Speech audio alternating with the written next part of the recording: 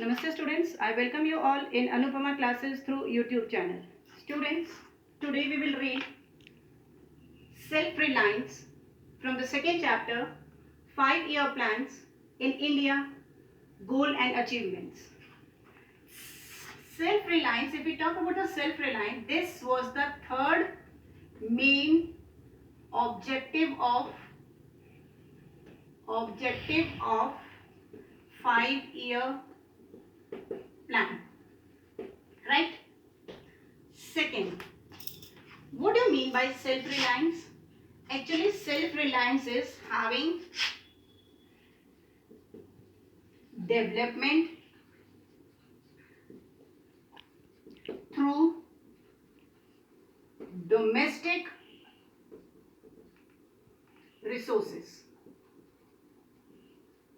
Development through domestic resources, इसका मतलब होता है सेल्फ रिलायंट होना. सेल्फ रिलायंट का मतलब क्या होता है? अगर हम वापस से पढ़ें तो it's nothing but the development through domestic Reliance. हमारे कंट्री के अंदर जो रिसोर्सेज पड़े हैं उस रिसोर्सेज को यूटिलाइज करके डेवलपमेंट करना, कहीं दूसरे कंट्री से कुछ भी इंपोर्ट नहीं करना है. थर्ड, अगर हम बात करते हैं इन ऑर्डर टू प्रमोट, देखो प्रमोट करने किसको? मॉडर्नाइजेशन एंड मॉडर्नाइजेशन, और हमने पढ़ा इकोनॉमिक ग्रोथ. किसको प्रमोट करने के लिए? Modernisation, that is adaptation of technology, economic growth, increasing of GDP. अगर हम इसकी बात करते हैं, इसको प्रमोट करने के लिए 5-year plan gave stress on or it made important or gave stress on self reliance और self reliant, आप कुछ भी कह सकते हो, ठीक है ना. अगर हम ये भी हम बात करते हैं, वापस से बता दूं तुम्हें, modernisation, adaptation of new technology, economic growth, that is consistently increase of GDP.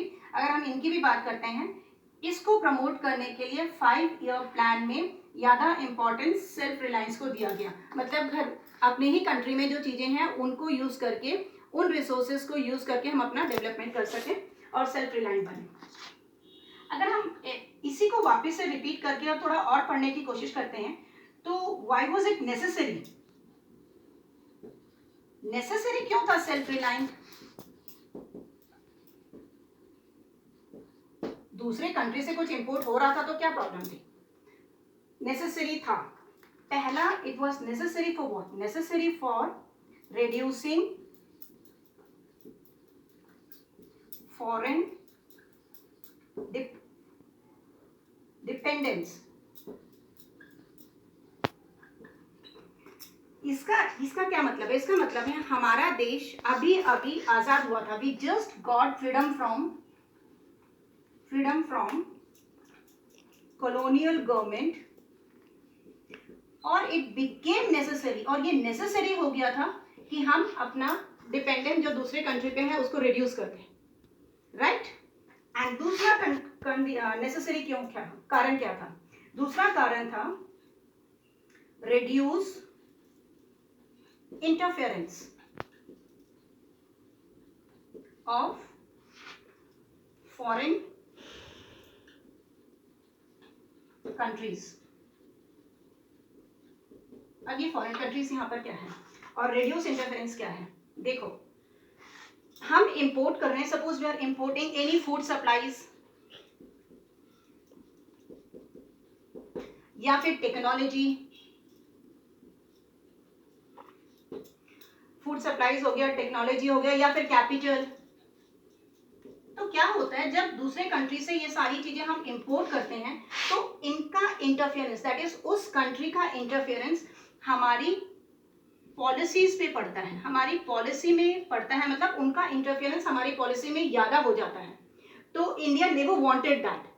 तो वो इंटरफेरेंस जो हो रहा है दूसरे कंट्री का हमारे पॉलिसीज में, हमारे कंट्री के डोमेस्टिक पॉलिसीज में, फूड सप्लाई के कारण, या फिर टेक्नोलॉजी बाहर से आ रही है, या कैपिटल बाहर से आ रहा है, तो उन सबको वो रिड्यूस करना चाहती थी. तो ये एक और कारण था कि हम चाह रहे थे कि हम सेल्फ रिलायंट बने। अब मैं आपको इसका एक बेटर और छोटा सा एग्जांपल बताती हूँ। Recently our honourable prime minister mister Modi ने एड्रेस किया नेशन को और बोला कि आपको सेल्फ रिलायंस बनना है, आत्मनिर्भर बनना है। आप खुद समझ गए होंगे कि अब आत्मनिर्भर का मतलब क्या होता है। रिसेंटली हमारा more trade was with China, ठीक है। तो चाइना से इतना ट्रेड हो गया था हमारा, उसका इंटरफेरेंस भी हमें ज्यादा होने लगा था और हम उस पर टोटली डिपेंड होने लगे थे, राइट। तो अब आप समझ भी गए होंगे कि डिपेंडेंस का मतलब क्या हो रहा है और इंटरफेरेंस का मतलब क्या हो रहा है। सेम इज अप्लीकेबल हियर हम जब सेल्फ रिलायंस की बात करते हैं। तो आज के लिए इतना